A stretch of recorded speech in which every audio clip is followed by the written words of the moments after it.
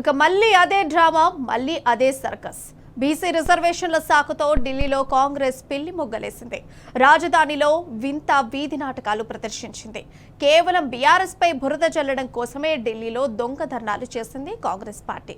BRS నేతల మీద మాటల దాడి చేయడానికే ధర్నాను వాడుకుంది.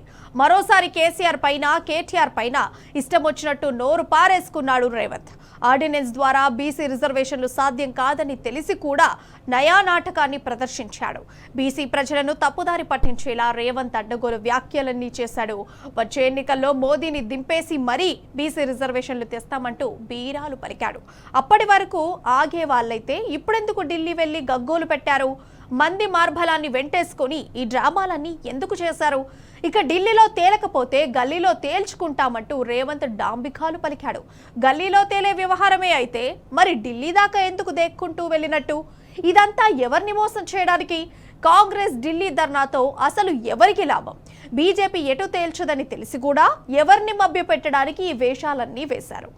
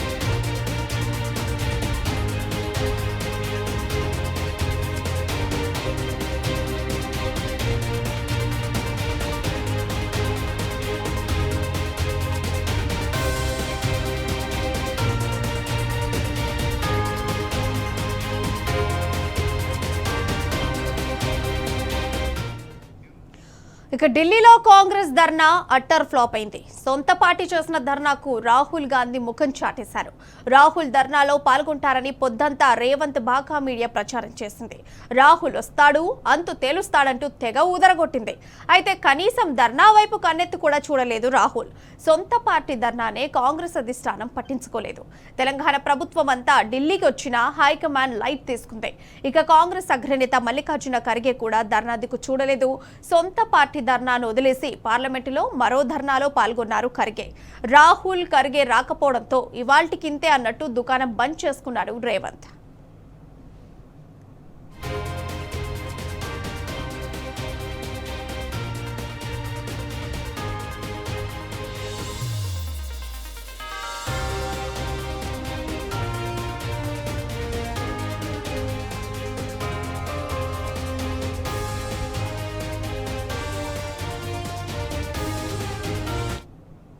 ఇక ఈ అంశానికి సంబంధించిన మరింత సమాచారం మా ప్రతినిధి లెవెల్ ఫోన్ లైన్ ద్వారా అందిస్తారు. అయితే లెవెల్ చెప్పండి, అసలు బీసీ ప్రజలను ఎందుకు ప్రభుత్వం మభ్యపెడుతోంది? మొదటి నుంచి ఉదరగొట్టింది కాంగ్రెస్ ప్రభుత్వం పూర్తిగా అట్టర్ ఫ్లాప్ అయిపోయిందని చెప్పుకోవచ్చు. వాళ్ళ కాంగ్రెస్ ప్రభుత్వం ఏదైతే బీసీ డిక్లరేషన్ పేరు మీద చేసిన డ్రామాలన్నీ పటాపంచలు అయిపోయినాయి. ఇవాళ దానికి సంబంధించి పెద్ద ఎత్తున ధర్నా చేస్తాం, కేంద్ర ప్రభుత్వం మెరుగు వస్తామని చెప్పింది. అదంతా కూడా కొత్త బూటకమని తెలిపోయింది. ప్రధానంగా ఇవాళ ధర్నాకు సంబంధించి ఇక్కడ ఏదైతే ఆర్డినెన్స్ తీసుకొచ్చినప్పటి నుంచి కూడా టీఆర్ఎస్ పార్టీ ఒకటే చెప్తుంది, అంతా కూడా పూర్తి అభూత కల్పాలే తప్ప ఇది సాధ్యం కాని పని. ఇది పార్లమెంట్ లో చట్టం చేయాల్సి ఉంది, 10th షెడ్యూల్లో చేర్చాల్సిన అవసరం ఉందని చెప్పేసి కూడా టీఆర్ఎస్ పార్టీ మొదటి నుంచి చెప్తూ వచ్చింది. అది అక్షరాలు నిజమైపోయింది. ఇవాళ ఏదైతే ధర్నా పేరుతో ఢిల్లీకి తీసుకెళ్లి మరొకసారి బీసీలను మోసం చేసిన అన్ని కూడా పటాపంచలు అయిపోయినాయి. ఇవాళ ఏదైతే రాహుల్ గాంధీ వస్తాడు, ఖర్గే వస్తాడని చెప్పిన మాటలన్నీ కూడా ఉత్త డొల్లే తేలిపోయింది. ఇవాళ రేవంత్ రెడ్డి సర్కార్ మరొకసారి బీసీలను మోసం చేసినట్లు కూడా స్పష్టంగా తేలిపోయింది. మొత్తానికి బీసీ రిజర్వేషన్ అంశాన్ని పూర్తిగా పక్కదారి పట్టించేందుకు ఆర్డినెన్స్ పేరుతో చేసిన డ్రామాలన్నీ కూడా వాళ్ళ పటాపంచలైన పరిస్థితి మనకు తాజాగా కనిపిస్తున్నాయి. ఏదైతే రాహుల్ గాంధీ ఇలా 42% రిజర్వేషన్ ఇస్తాము, డిక్లరేషన్ కామన్ డిక్లరేషన్ యథావిధిగా అమలు చేయాలని చెప్పి అదంతా కూడా బూటకమైన మరొకసారి స్పష్టమైపోయింది. దానికి సంబంధించి జంతర్ మంతర్ దగ్గర ధర్నా నిర్వహిస్తే కేవలం కాంగ్రెస్ రాష్ట్రంలో ఉన్న మంత్రులు, ఎమ్మెల్యేలు, ముఖ్యమంత్రి తప్ప ఎవరు కూడా దానికి హాజరు కాలేదు. అంటే బీసీలు అంటే పూర్తిగా చిత్తశుద్ధి లేదు అనేది మనకు ప్రధానంగా అర్థమైపోయింది. బీసీ రిజర్వేషన్ విషయంలో ప్రభుత్వం అంతా ఆడుతుంది నాటకమే తప్ప ఇంకోటి కాదు. కల్పనలో ప్రభుత్వానికి ఏమాత్రం కూడా చిత్తశుద్ధి లేదనేది కూడా మనం ప్రధానంగా అర్థం చేసుకోవచ్చు. అందుకు అనుగుణంగానే ఇవాళ బీసీ రిజర్వేషన్ అంశానికి సంబంధించి యథావిధిగా ధర్నాను చేసిన జంతర్ మంతర్ ధర్నా చేస్తే ఆ రాహుల్ గాంధీ వస్తాడు, ఖర్గే వస్తాడు, ప్రియాంక గాంధీ వస్తాడని చెప్పిన ఈ కాంగ్రెస్ ప్రభుత్వం ఎవరు కూడా రాకపోవడంతో చూసి చివరికి ముఖ్యమంత్రి ప్రసంగంతో ధర్నాను క్లోజ్ చేసినట్లు ప్రకటించారు. జంతర్ మంతర్ దగ్గర కేవలం 10ల సంఖ్యలో మాత్రమే బీసీలకు సంబంధించిన ధర్నాలో ఉండడం పట్ల ఆయా కాంగ్రెస్ అగ్రనాయకత్వం కూడా ఆగ్రహం వ్యక్తం చేసింది.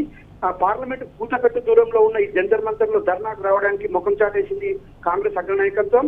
రాహుల్ గాంధీ కేవలం ఎక్స్వేజ్ గా స్పందించారు తప్ప ధర్నాకు రావడానికి ఇష్టపడలేదని మనం ప్రధానంగా చర్చించుకోవచ్చు. ఖర్గే స్వయంగా పార్లమెంట్ లో జరిగిన ధర్నాలో పాల్గొన్నారు బీహార్ రాష్ట్రానికి సంబంధించిన ఎన్నికల ఓట్ల తొలగింపుకు సంబంధించి. కానీ ఇక్కడ ఈ జంతర్ మంతర్ లో అదే కాంగ్రెస్ ప్రభుత్వం చేస్తున్న ధర్నాలో మాత్రం పాల్గొనలేకపోయింది. అది పార్లమెంట్ లో మాత్రం విపక్షాలు చేసిన ధర్నాకు స్పందించిన ఖర్గే ఇక్కడ చేస్తున్న కాంగ్రెస్ ప్రభుత్వం చేస్తున్న ధర్నాకు మాత్రం అయితే లివిల్ రెడ్డి ఒక రకంగా ఇప్పుడు ఢిల్లీలో జంతర్ మంతర్ దగ్గర చేసే దీక్షకే, సొంత పార్టీ నేతలు చేసేటువంటి దీక్షకే అగ్రనేతలు పట్టించుకోలేదంటే అసలు వాళ్ళు మొత్తం పట్టించుకోకుండా ఉన్నారని మనం అనుకోవచ్చా? స్పష్టంగా అర్థమవుతుంది. అగ్రనాయకత్వం రాలేదంటేనే దానికి నిదర్శనం. ఇవాళ ఢిల్లీలో అంటే హైదరాబాద్ లో, తెలంగాణలో చేస్తే రాలేదంటే దానికి అర్థం ఉంది. కానీ వారి ఇంటికి పక్కల పరిసర ప్రాంతాల్లోనే పార్లమెంట్ కు కూతపెట్టు దూరంలోనే జరిగిన ధర్నాలో కూడా ఇవాళ కాంగ్రెస్ అగ్రనాయకత్వం పాల్గొనలేదంటే పూర్తిగా రేవంత్ నిర్ణయాలను, రేవంత్ ప్రభుత్వం చేస్తున్న ఏదైతే రిజర్వేషన్ అంశానికి సంబంధించి నాటకం అని తేలిపోవడంతో వారు ధర్నాకు రాలేదనేది కూడా ప్రధానంగా అర్థం చేసుకోవచ్చు. ఈ ధర్నాలో పాల్గొనడానికి కనీసం కూడా ఇష్టం పడినట్లు మనకు ప్రధానంగా అర్థమవుతుంది. రాహుల్ గాంధీ కూడా మొదటి నుంచి వస్తాడని చెప్పేసి చెప్పారు. ఇటు రాహుల్ గాంధీ రాలేదు, ప్రియాంక గాంధీ రాలేదు, కనీసం ఖర్గే జాతీయ అధ్యక్షుడు ఖర్గే కూడా రాకపోవడంతో ఈ సభ అంతా బూటకము, బీసీ రిజర్వేషన్ అనే అంశం ఉత్తనే తేడుతనం అయిపోయినట్లు కూడా మనం ప్రధానంగా అర్థం చేసుకోవచ్చు. ఇవాళ ఖచ్చితంగా ప్రజల పైన తెలంగాణ రాష్ట్రంలోని బీసీల పట్ల ఏమాత్రం కూడా ఈ కాంగ్రెస్ ప్రభుత్వానికి ప్రేమ లేదు అనడానికి రిజర్వేషన్ ఇంతకంటే కాదనేది కూడా మనం ప్రధానంగా అర్థం చేసుకోవచ్చు. ఇవాళ రిజర్వేషన్ అంశాన్ని పూర్తిగా పక్కదారి పట్టించేందుకు ఆర్డినెన్స్ తీసుకొచ్చారు. ఆర్డినెన్స్ చెల్లదని చెప్పేసి కూడా బీఆర్ఎస్ పార్టీ చెప్తూ వచ్చింది. ఆ నిర్ణయం మేరకు ఇవాళ మరొకసారి కూడా బీసీలను మోసం చేసేందుకే ప్రధానంగా ఇవాళ కాంగ్రెస్ ప్రభుత్వం ఢిల్లీలో ధర్నా తప్ప అంతకు మించి ఇంకోటి లేదు. దీని ద్వారా బీసీలకు వచ్చేది ఏం లేదని కూడా మనం ప్రధానంగా అర్థం చేసుకో. అందుకు అనుగుణంగానే ఇవాళ కాంగ్రెస్ అగ్రనాయకత్వం ధర్నాలో స్పష్టం చేయలేదు. అందుకోసమే ఈ ధర్నాకు సంబంధించిన అంశానికి కూడా ఇవాళ కాంగ్రెస్ అగ్రనాయకత్వం, ఢిల్లీలోని అగ్రనాయకత్వం పట్టించుకోలేదంటే బీసీల రిజర్వేషన్ అంశం ఉత్తరే తెలిపినట్టు మనం ప్రధానంగా అర్థం చేసుకోవచ్చు. రైట్ లివిల్ రెడ్డి, థ్యాంక్ యూ.